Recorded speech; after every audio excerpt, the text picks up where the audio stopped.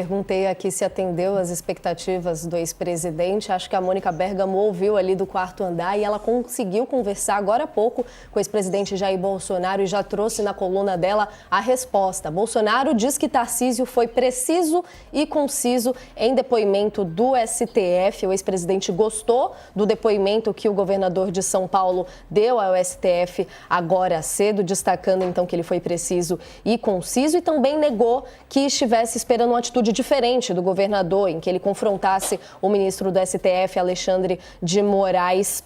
E até citou aqui, mude de fonte, escreveu Bolsonaro em uma mensagem para Bergamo, isso porque mais cedo ela escreveu uma coluna destacando também que aliados do ex-presidente estavam esperando ali um pouco mais de embate do Tarcísio com o ministro Alexandre de Moraes, que no caso nem fez perguntas também, Josias. Queria uma primeira avaliação sua desse depoimento do Bolsonaro. Passou no teste de fidelidade esse depoimento do Tarcísio para com o Bolsonaro, Josias? Ele fez o jogo, né? Ele fez o jogo do Bolsonaro. Do ponto de vista jurídico, isso tem pouquíssima serventia. A inutilidade do depoimento do Tarcísio, em termos processuais, ficou evidente no desinteresse do procurador-geral, Paulo Gonet, do próprio relator, o ministro Alexandre de Moraes.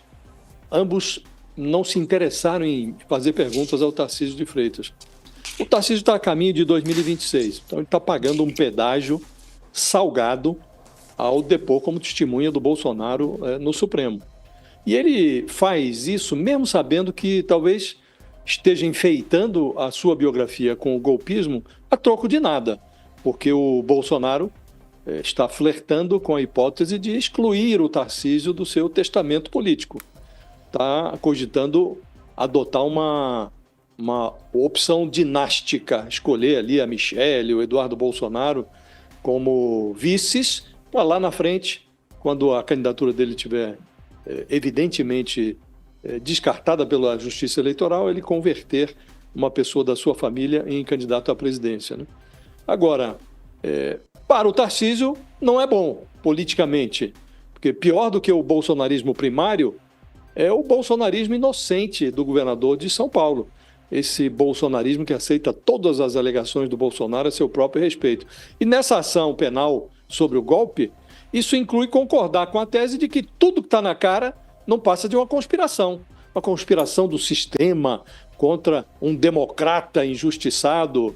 Então, a disfarçatez criminosa do Bolsonaro e o sucesso dessa disfarçatez entre os bolsonaristas primários, mais toscos, isso já nem assusta mais, porque é natural que aquelas pessoas que rezaram para pneu, pediram intervenção militar na frente de quartel, é natural que essa gente trate o mito como um perseguido político.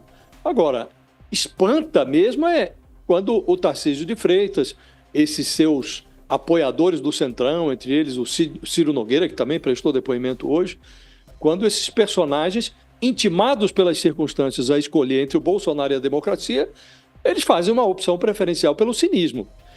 Todos eles sabem, a direita nacional sabe, que hoje o Bolsonaro, para eles, vale mais na tranca do que solto. O próprio Valdemar Costa Neto disse, aliás, numa entrevista a nós aqui no UOL, ele vaticinou, se for preso, o Bolsonaro elege um poste de dentro da cadeia. A questão agora é saber se essa hipotética eletricidade do futuro preso se vale um curto-circuito de um indulto que o Tarcísio teria que se comprometer a assinar caso chegasse à presidência da República. Então estamos diante desse quadro. Para o Bolsonaro, o Tarcísio cumpriu ali o papel, e para o Tarcísio é muito ruim. Juridicamente, testemunhas como o Tarcísio têm uma serventia nula para o Bolsonaro. Essa desconversa toda, não ouvi nada sobre golpe, estava tudo normal, ele estava amuado lá no Palácio da Alvorada. Isso não apaga os fatos, não apaga as provas que foram recolhidas pela Polícia Federal.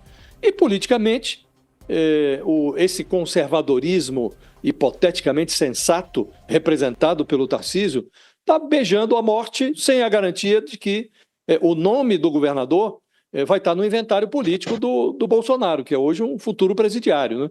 Então, cumpriu o papel que o Bolsonaro desejava, agora paga um preço, Natália, o Tarcísio está pagando um preço, e não é um preço barato, não. Ele paga um pedágio sem saber se vai ser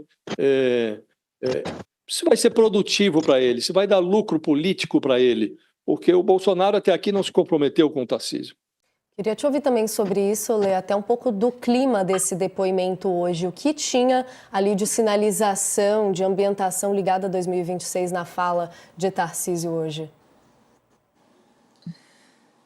O Tarcísio cumpriu o papel dele dentro daquilo que era esperado, que era o mínimo que ele deveria fazer, né?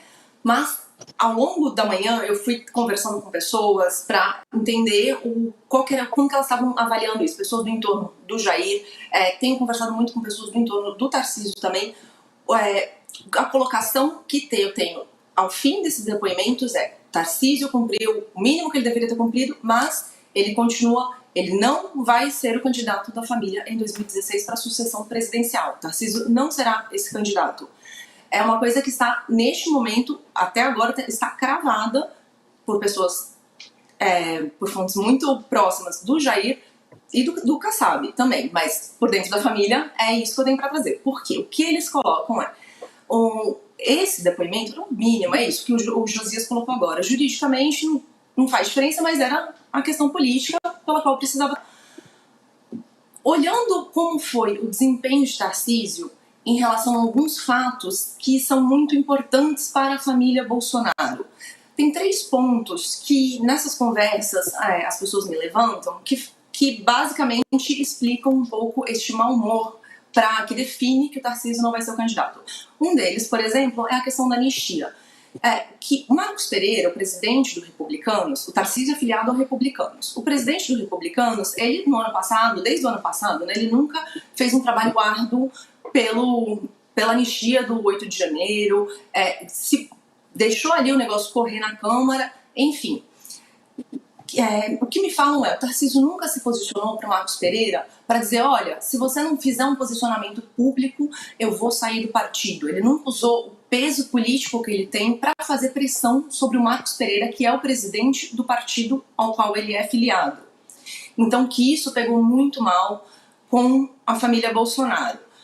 Em segundo lugar, tem um outro ponto também, que o Tarcísio tem um secretariado aí em São Paulo, ninguém nem do secretariado dele fez uma frase contundente para conseguir fazer avançar essa coisa da anistia, para proteger o Jair Bolsonaro ao longo do processo. Enfim, nunca ninguém da equipe política dele fez isso também. O terceiro ponto, ele é mais recente, que nesse ano, há pouco tempo, algumas semanas, o Tarcísio foi para os Estados Unidos e ele não procurou o Eduardo Bolsonaro fazer um café para fazer uma foto, para trazer isso a público. O Ciro Nogueira e o Antônio Rueda fizeram esse movimento. São aliados da família Bolsonaro, presidentes de outros partidos, o Rueda, presidente do União Brasil, o Ciro, presidente dos Progressistas, que agora esses 2 partidos viraram uma federação. Enfim, mas são aliados da família Bolsonaro e eles foram para restaurantes, sentaram com o Eduardo Bolsonaro, fizeram postagem. Então, que esses pequenos que o Tarcísio não se colocou claramente fazendo uma defesa da família. E mais um outro ponto dentro disso o Tarcísio também não foi fazer pressão para proteger o Eduardo nessa questão que a gente está vendo agora do inquérito dele correndo no Supremo. Então, quando o Procurador-Geral da República fez um pedido de abertura de inquérito por causa da atuação dele nos Estados Unidos, que também o Tarcísio não se manifesticamente, não foi fazer uma defesa para o Eduardo. Então, ele não se esforçou na defesa do pai, ele não se esforçou na defesa do filho, por isso, amarrando todas essas pontas, ele, fez lá hoje, cumpriu o papel dele no Supremo, legal, era o mínimo que ele deveria ter feito, mas ele segue não sendo o candidato da família. E aí entra isso tudo que o Josias estava colocando agora, que existe a possibilidade do sucessor, o nome que Jair Bolsonaro vai apoiar. A gente sabe que para a direita, o forte precisa ter um Bolsonaro, pelo menos até este momento que a gente está vivendo, sim, precisa, porque é um político extremamente forte. Neste momento, este nome não é o Tarcísio, pode ser alguém na família, vamos ver isso, está em aberto. É mais ou menos por aí, Natália.